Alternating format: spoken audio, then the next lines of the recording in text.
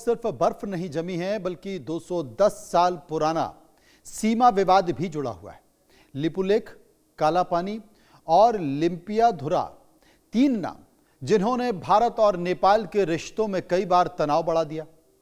अब नेपाल के प्रधानमंत्री बालेनशाह के बयान ने फिर एक नई बहस छेड़ दी है। विवाद वही भारत और नेपाल सीमा का है। वो देश जिनके बीच रोटी और बेटी के रिश्ते की दुहाई हमेशा दी जाती है।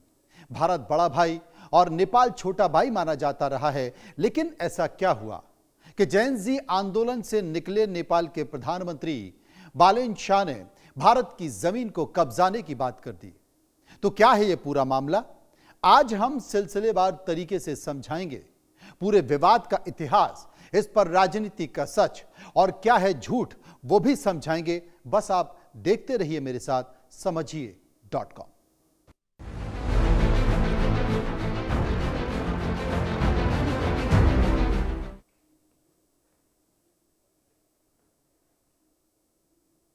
तो सबसे पहले बताते हैं कि नेपाल के प्रधानमंत्री बालेनशाह क्या बोल गए, भारत की सीमा विवाद को लेकर क्या बोल गए, क्योंकि चौंकाना वाला उन्होंने दावा कर दिया है।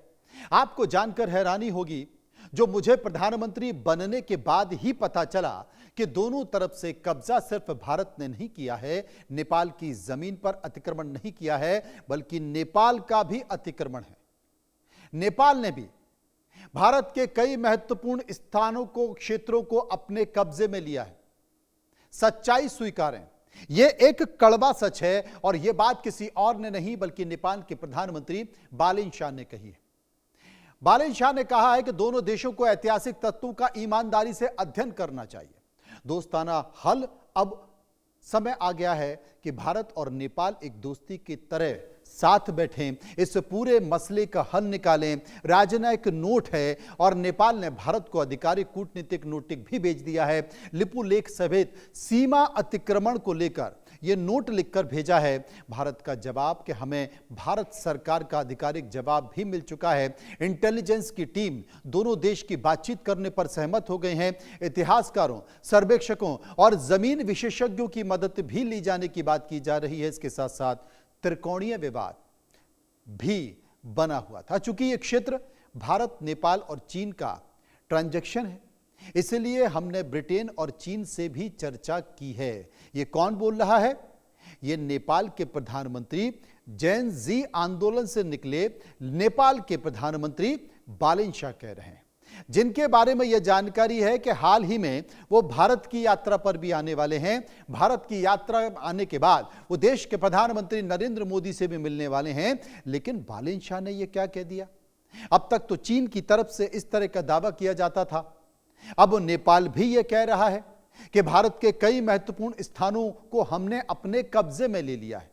अकेला भारत का कब्जा नहीं है, बल्कि हमारा भी कब्जा भारत के कई महत्वपूर्ण स्थानों पर है।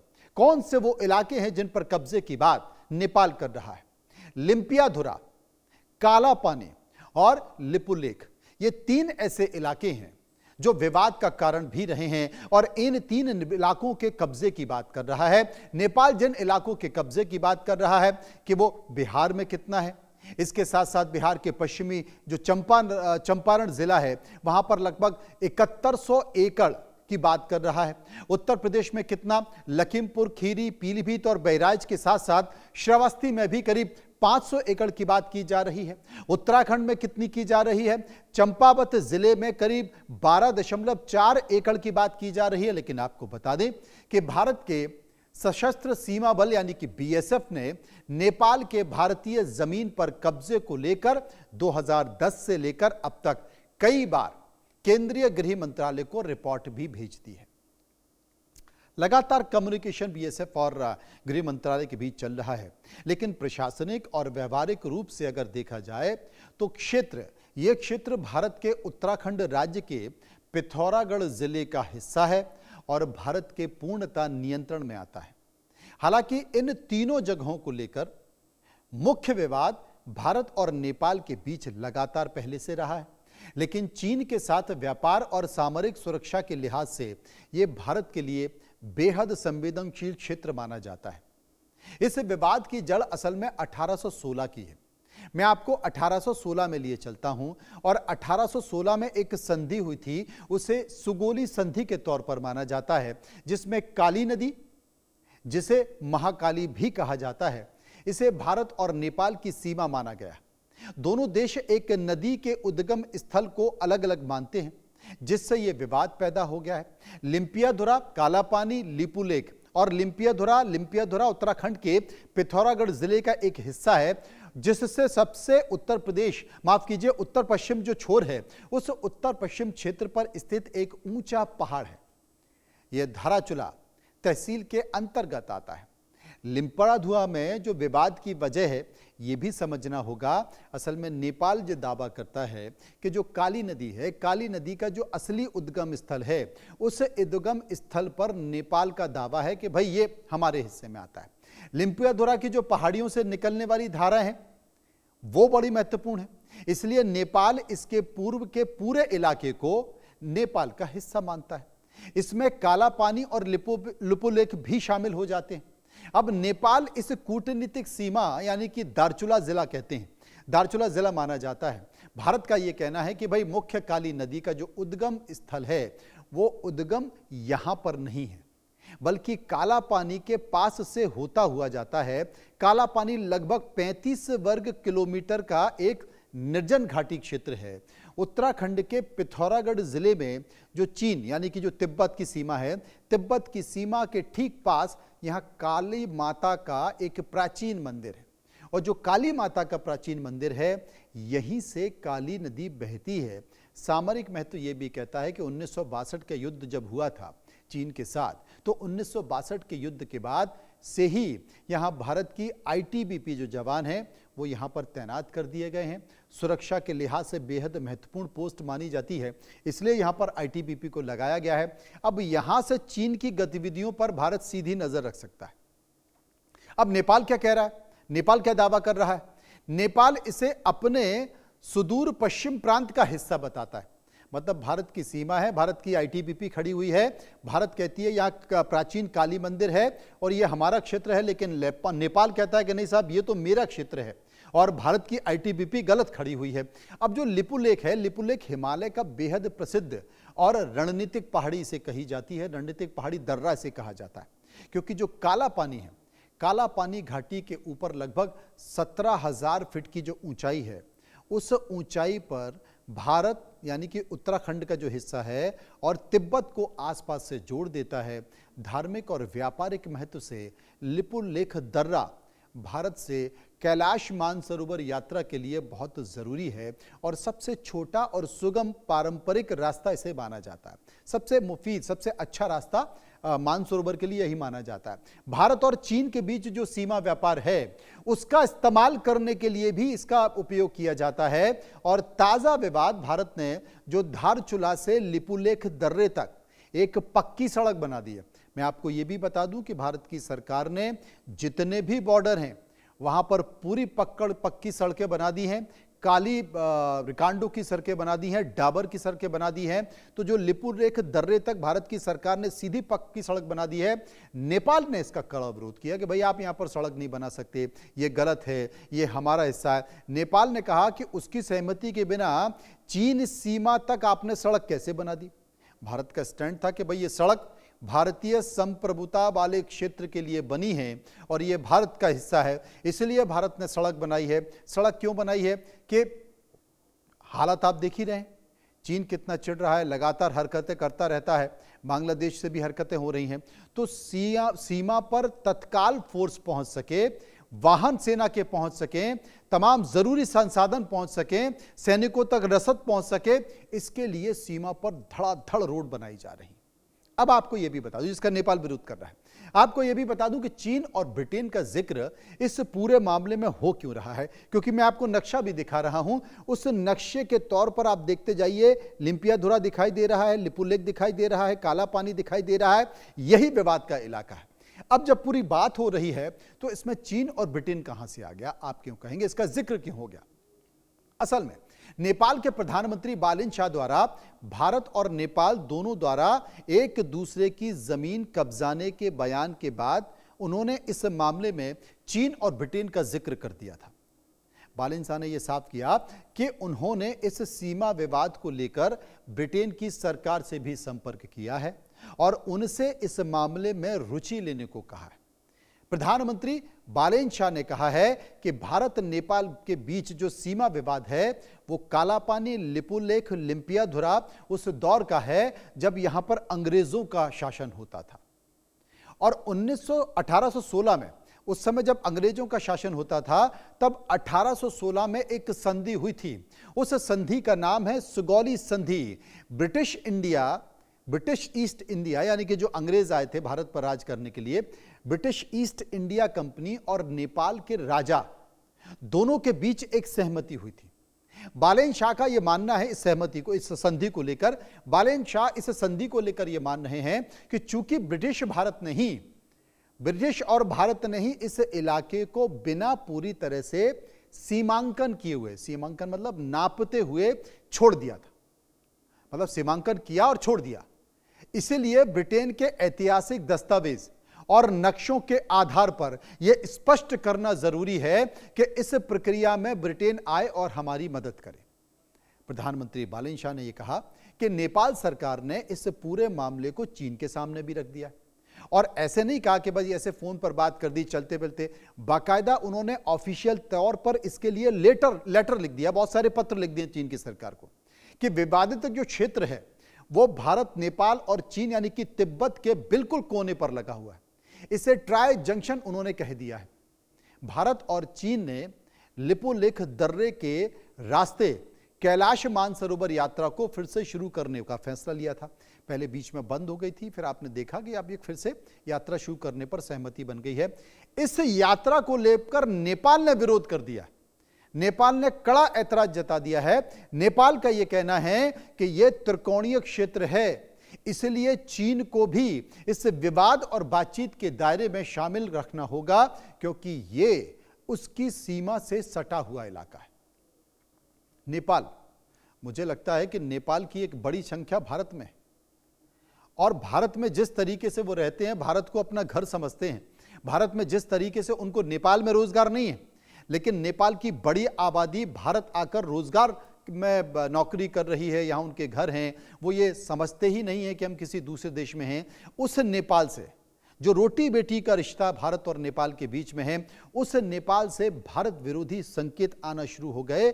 जिस तरीके से वहां जेनजी का आंदोलन हुआ, बालेन शाह निकल कर आए, जब वो निकल कर आए प्रधानमंत्री बन गए, तब से भारत विरोधी स्टेटमेंट वो लगातार दे रहे हैं, कुछ ना कुछ ऐसी बातें कर रहे हैं, इसलिए पर्दे के पीछे कुछ और लग रहा है।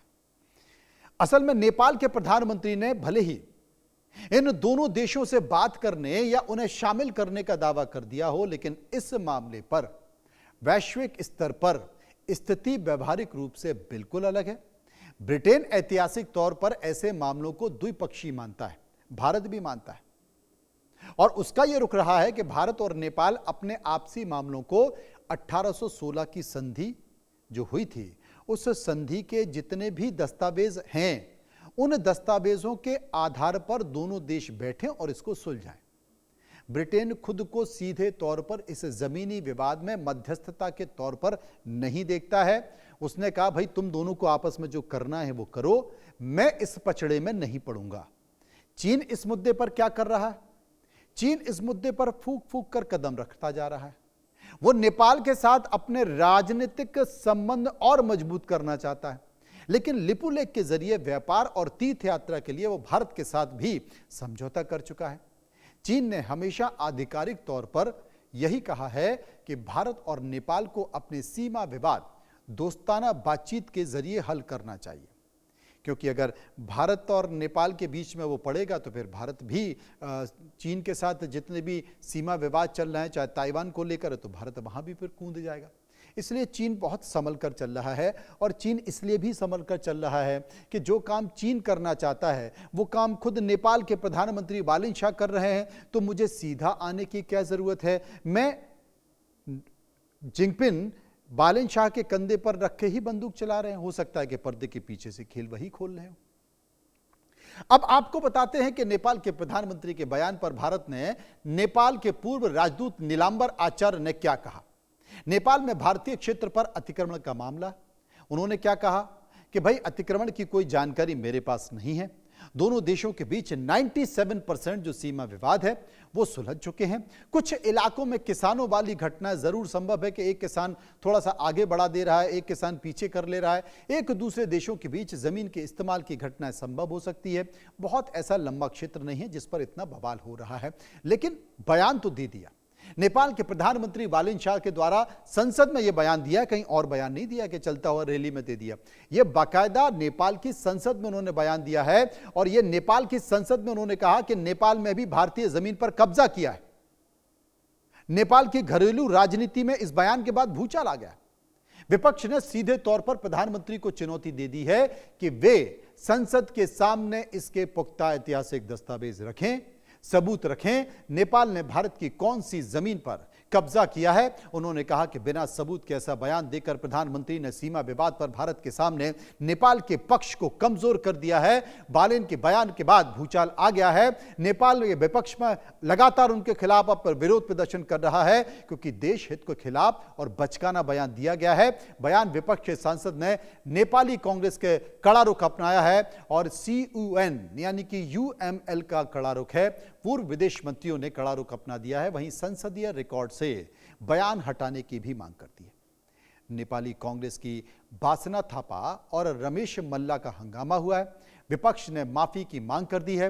पूर्व विदेश मंत्री प्रदीप जाबली सहित कई वरिष्ठ नेताओं की मांग है। यह कहा है कि देश की संप्रभुता को ठेक पहुंचाने वाला बयान दिया गया है।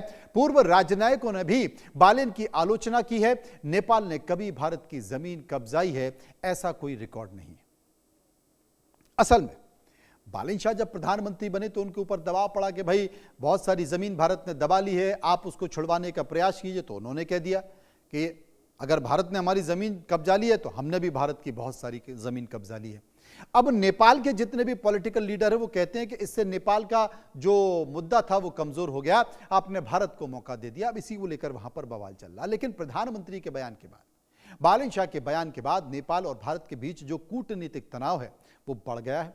इसे देखते हुए नेपाल के विदेश मंत्रालय ने चंद घंटों के भीतर एक आधिकारिक स्पष्टीकरण जारी किया, डैमेज कंट्रोल करने की कोशिश की। विदेश मंत्रालय के प्रवक्ता लोक बहादुर पडोले क्षेत्री ने सफाई दी कि प्रधानमंत्री ने अतिक्रमण या कब्जे शब्द का मतलब कोई आधिकारिक या सैन्य कब्जा नहीं बोला है। उनका तात्पर्य सिर्फ सीमा पर रहने वाले आम नागरिक द्वारा एक दूसरे की जो खेती की जमीन है उसके इस्तेमाल करने को लेकर था। यानी कि 10 गजा यानी कि नो मैंस लैंड की तकनीकी हकीकत को समझिए कि आखिर वो है क्या। मंत्रालय ने स्पष्ट किया कि भारत और नेपाल के बीच कई सीमावर्ती इलाके नदी के बहाव से तय होते हैं। फिक्स्ड बाउंड्री प्रिंसिपल के कारण कई बार नदियां अपना रास्ता बदल देती हैं, जिससे बॉर्डर पिलर गायब हो जाते हैं। कहा यह भी जा रहा है कि दोनों तरफ से किसान खेती कर रहे हैं। तकनीकी कमेटियों की स्टडी का हवाला देते हुए मंत्रालय ने यह भी कहा कि सीमा पर ऐसी स्थिति है जहां भारत की कुछ जमीन कूटनीतिक रूप से नेपाल की तरफ आ जाती है तो वहां नेपाली नागरिक खेती या निवास करने लगते हैं। ठीक ऐसा ही भारतीय नागरिकों द्वारा भी सीमा पार आ जाने के कारण होता है। प्रधानमंत्री इसी तकनीकी हकीकत का जिक्र कर रहे थे। विदेश मंत्रालय यहीं पर भी नहीं रुकता है, वो थोड़ा सा और आगे बढ़ता है। वो कहता है कि ये साफ करता है कि नेपाल सरकार अपने मूल स्टैंड पर अब भी कायम है कि लिपुलेख, कालापानी और लिम्पियाधुरा नेपाल का अभिन्न अंग है और भारत के साथ सभी लंबित सीमा विवादों को स्थापित कूटनीतिक चैनल और आपसी समझ के जरिए वो इसे सुलझाने की कोशिश जरूर करेगा। लेकिन इन सब के बीच एक बयान जो यूं ही नहीं दिया गया था वो दे दिया, जिसके कारण बहस हो रही है। अब ये 10 गजा जमीन का जिक्र जो विदेश मंत्रालय के प्रवक्ता के द्वारा किया गया वो क्या है आपको बता देता हूं कि 10 गजा वो जमीन होती है जो भारत और नेपाल की सीमा के बीच छोड़ी जाती है।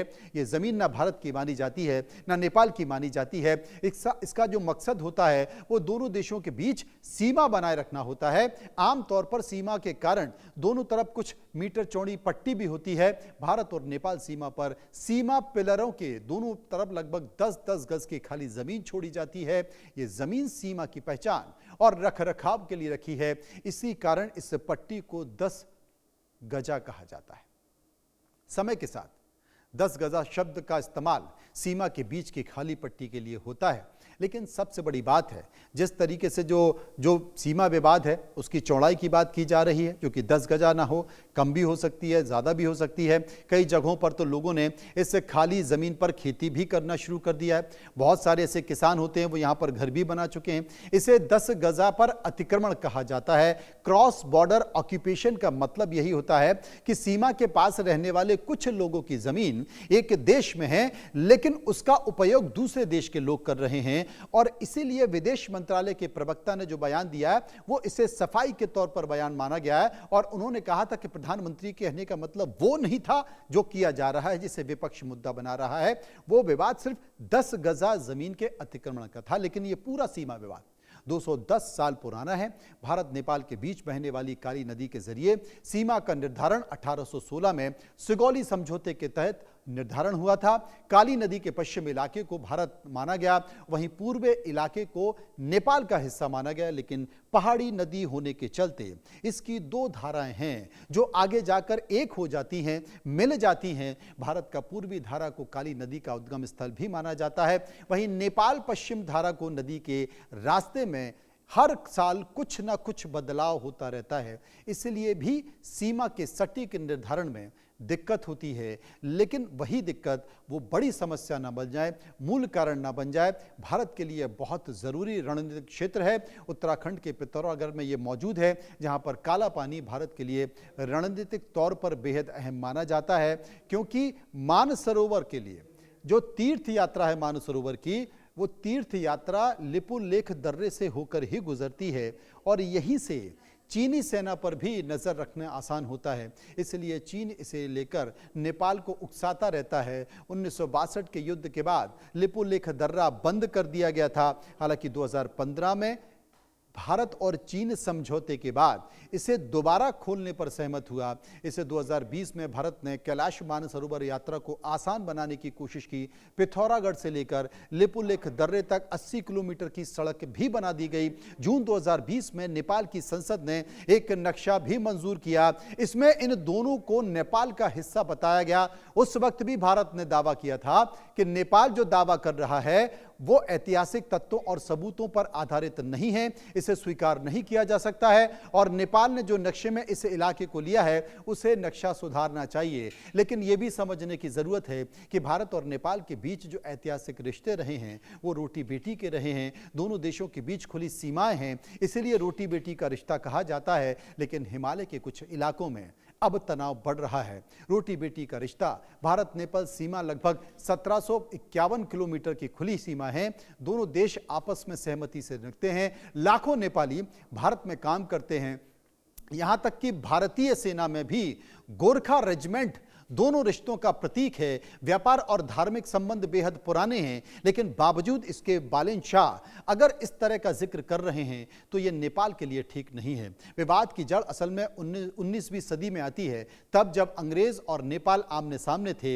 युद्ध खत्म हुआ, विवाद की नींव पड़ गई और यहीं से शुरू हुआ सुगौली संधि की कहानी। अंग्रेज और नेपाल युद्ध में 1814 और 16 की बात मैं कर रहा हूं, जहां पर एंग्लो नेपाल युद्ध हुआ। ब्रिटिश इंडिया जो कि अंग्रेज थे, उनकी कंपनी ने नेपाल से लड़ाई लड़ी। युद्ध के बाद सुगौली संधि हुई। 1816 की संधि से सीमाएं तय हुई और नदी के वास्तविक उत्पत्ति पर मतभेद शुरू हुआ और यहीं से विवाद शुरू हो गया। लेकिन यकीन मानिए, बालेन शाह अगर इस तरह का बयान दे रहे हैं तो उस बयान के पीछे यह समझने की जरूरत भी है कि कहीं डीप स्टेट तो नहीं, क्योंकि नेपाल में जेनजी का जो आंदोलन हुआ, उस आंदोलन के बाद वहां की सत्ता पलटी और सत्ता पलटने के बाद वहां पर जिस तरीके से बालेन शाह प्रधानमंत्री के तौर पर नजर आए, ये ठीक वैसी ही स्थिति थी जैसी कि बांग्लादेश में देखी जा रही है। बांग्लादेश में भी भारत के खिलाफ लगातार इसी तरह के संकेत आ रहे हैं। अब वही तरह के संकेत नेपाल से भी नजर आ रहे हैं और चीन पर्दे के पीछे बैठकर इस पूरे खेल को देख रहा है और अमेरिका में बैठा डीप स्टेट कहीं इस खेल में बड़ा सहयोग तो नहीं कर रहा है। यह अपने आप में एक बड़ी बात है। तो तमाम सारी चीज़ों के बीच बहुत सारे विवाद हैं। नेपाल का इतिहास इस विवाद से जुड़ा हुआ है। गोरखा साम्राज्य के विस्तार ने सीमाएं बदली हैं। अंग्रेजों से हार के बाद नेपाल सिमटा है और यहीं से आधुनिक सीमा की शुरुआत हुई। गोरखा साम्राज्य तेजी से फैला। इसके साथ साथ कुमायूं गढ़वाल तक ये प्रभाव रहा है। अंग्रेजों से युद्ध ने नेपाल पीछे हटा, लेकिन सिगौली संधि से सीमाएं तय हो गईं। कई इलाके ब्रिटिश भारत में गए, आधुनिक नेपाल का स्वरूप बना, सीमा विवाद की ऐतिहासिक नींव पड़ गई और इस ऐतिहासिक नींव के कारण लंबे समय तक ये शांत रहा। ऐसा नहीं है कि पहली बार नेपाल ने यह दावा किया, ऐसा नहीं है कि नेपाल ने नक्शे के तौर पर भी दावा किया। बड़ा कदम नेपाल ने तब उठाया जब राजनीतिक बयान से हटकर इसे संवैधानिक मान्यता भी दे दी गई। यहीं से विवाद का स्थायी रूप शुरू हुआ। नेपाल ने नया आधिकारिक नक्शा भी जारी कर दिया अपने देश का। संसद ने संवैधानिक तौर पर इसकी मंजूरी भी दे दी और लिम्पियाधुरा को नेपाल का बाकायदा हिस्सा बताया गया। भारत ने इस नक्शे का विरोध किया, भारत ने इस नक्शे को स्वीकार नहीं किया। कूटनीतिक विरोध दर्ज हुआ, नक्शा राष्ट्रीय प्रतीक बन गया और विवाद के साथ साथ संवेदनशील हो गया और तब से वो विवाद लगातार बना हुआ है। नए प्रधानमंत्री बालिन शाह बने तो संसद में तमाम विपक्षी पार्टियों ने यह मुद्दा उठाया और कहा कि आपने तमाम चुनावी सभाओं में इस बात का जिक्र किया, अब आप क्या करने जा रहे हैं? नेपाल की जमीन को वाकई अब छुड़ाने जा रहे हैं या नहीं जा रहे हैं, यह बता दीजिए। और उन्होंने ये बयान दे दिया। लेकिन भारत नेपाल के बीच इतिहास के कई बार रिश्ते बिगड़े हैं तो कई बार रिश्ते सुधरे भी हैं और दोनों देश संवाद से ही लौटे हैं। लेकिन इस रिश्ते की सबसे बड़ी ताकत सीमा विवाद के बावजूद संबंधों को जारी रखना है। कई बार कूटनीतिक तनाव तो पैदा हुए हैं, व्यापार और यात्रा पर कभी पूरी तरह से नहीं रुकी है, लेकिन खुली सीमा व्यवस्था जारी रही है। सांस्कृतिक रिश्ते मजबूत बने रहें, दोनों देशों के नागरिकों का आवागमन जारी रहे, राजनीतिक संवाद लगातार चलता रहे, रिश्ते विवाद से बड़े साबित होते रहें, यही भारत की कोशिश होती है। और उम्मीद हम यही करते हैं कि ये अमेरिका की, माफ कीजिए, नेपाल की भी कोशिश होगी, क्योंकि धर्म के साथ साथ भारत का संस्कृति से भी बहुत लंबा संबंध रहा है नेपाल के साथ। भारत नेपाल के रिश्ते सीमा से बड़े हैं, धर्म, संस्कृति और अर्थव्यवस्था भी इससे जुड़ी हुई है और यही वजह है कि तनाव के बावजूद यहां पर हमेशा संवाद चलता रहा है। दोनों देशों के लिए स्थिरता बहुत जरूरी है। पशुपतिनाथ और काशी सांस्कृतिक कड़ी है दोनों देशों के बीच। जनकपुर अयोध्या का धार्मिक संबंध रहा है जो कि मजबूत रहा है। व्यापार में भारत सबसे बड़ा साझेदार के तौर पर निकल कर आया है। लाखों नेपाली भारत में कार्यरत हैं। ऊर्जा या सड़क परियोजनाएं जारी लगातार हुई हैं। भारत वहां पर मदद करता है। सीमा पर लोगों की निर्भरता अधिक विवाद के तौर पर भी देखी जाती है, लेकिन दोनों के रिश्ते बहुआयामी हैं, जिसका संकेत भी जारी होता रहता है। अब आप सोचिए कि दोनों देशों के अगर रिश्ते ऐसे हैं तो बालिन शाह को समझना चाहिए, लेकिन अगर बालिन शाह की समझ खत्म हो चुकी है तो किसी और की समझ शुरू हुई है, ये समझने